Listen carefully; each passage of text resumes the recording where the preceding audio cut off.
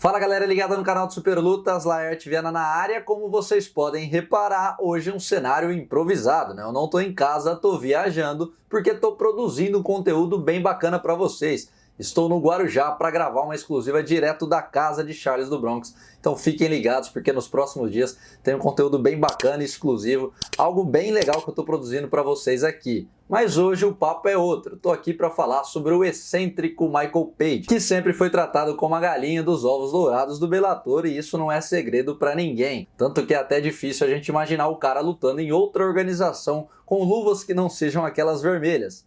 Mas se preparem, porque essa realidade pode mudar muito em breve. No Bellator desde 2013, quando tinha apenas 1 ano e 3 lutas como profissional no MMA, o inglês é um verdadeiro showman daqueles que só produzem highlights. Em sua luta mais recente, ele literalmente amassou e quebrou o nariz de Derek Anderson, que é um lutador de bom valor e sequer viu a cor da bola, não foi nem competitivo. Além da qualidade técnica dentro do cage, fora ele também não passa despercebido, porque ele é um daqueles caras que provocam muito, sabe se promover, tá sempre fazendo uma gracinha e isso divide opiniões. Você sempre vai querer ver o cara lutar, seja para torcer para ele ganhar ou torcer para ele perder. Mas no final de tudo o que importa é que o nome dele continua sendo engajado. Então é normal que a gente imagine que um produto tão forte comercialmente como o Michael Page esteja no maior evento do mundo. Com todo respeito ao Bellator, a gente sabe que a máquina comercial do UFC está em outro patamar. É normal que a gente imagine ele lutando por lá, como ele se sairia, como ele poderia vender para o grande público. O problema é que pela maneira que a carreira dele foi conduzida até aqui, isso parecia uma realidade distante. Scott Coker sempre tratou ele como, entre aspas, o queridinho, né? Não colocou muitas pedras no caminho, podemos dizer assim, muito pelo contrário, seus adversários ao longo dos últimos anos foram meio que pincelados e escolhidos a dedo para ir construindo a carreira, o cartel, a imagem do europeu. A concorrência enfrentada nunca foi das mais altas, o único que ele enfrentou de nível mundial, representante digno da elite, foi o Douglas Lima, e o desfecho vocês sabem.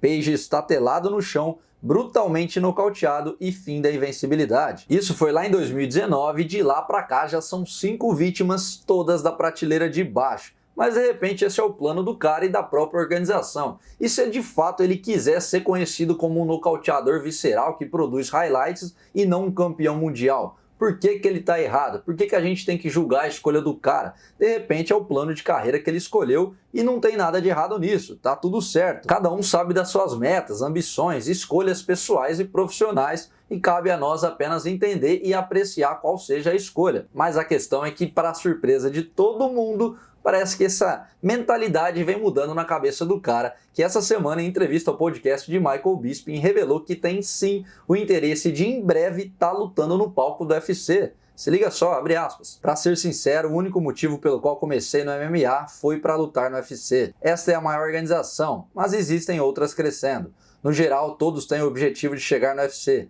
É claro que eu gosto do Bellator e estou aproveitando o meu sucesso, mas tenho que ir para lá e em algum momento me testar. Existem grandes lutas por lá. Não posso falar quando, porque ainda tenho contrato com o Bellator e objetivos a alcançar. Sinto que eu estou perto de realizá-los, mas me vejo indo para o UFC. Fecha aspas. De fato, isso acaba chocando um pouco, né? Por todo esse histórico dele, que eu acabei de citar, por exemplo, surpreende ele falar que quer ir pro UFC para enfrentar os melhores do mundo. Mas de qualquer maneira, isso não vai acontecer por agora, porque ele deve, antes de tudo, disputar o cinturão meio-médio do Bellator contra o campeão Douglas Lima. Esse é o grande plano da organização, produzir essa revanche, mas antes de tudo, é claro, o brasileiro precisa passar pelo invicto e duríssimo Yaroslav Amosov, um ucraniano que está 25-0 e vai disputar o cinturão até 77 quilos contra o Douglas no dia 11 de junho. É preciso destacar aqui também que o Page não pode ficar perdendo muito tempo, ele já não é nenhum garotão, tem 34 anos, 20 lutas nas costas,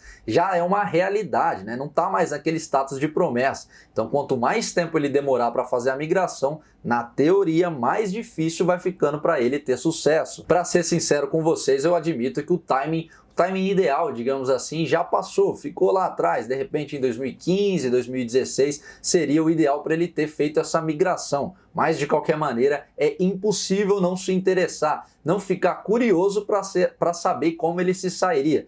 Imaginem só Michael Page versus Stephen Thompson ou Michael Page versus Vicente Luque. É um presente daqueles que qualquer fã de MMA gostaria de receber. Então eu também quero saber a opinião de vocês. O que vocês acham dessa possível migração de Michael Page para o UFC?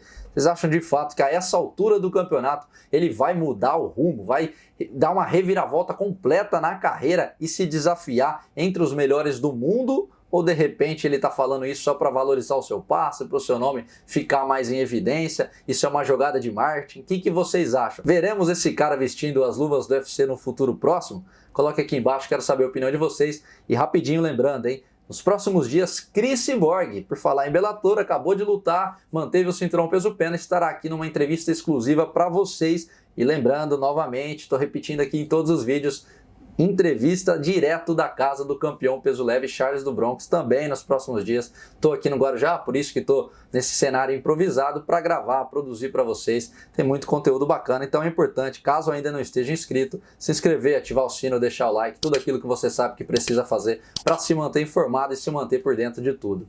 Beleza? Obrigado pelo feedback, obrigado pela audiência, vejo vocês nos próximos vídeos. Valeu!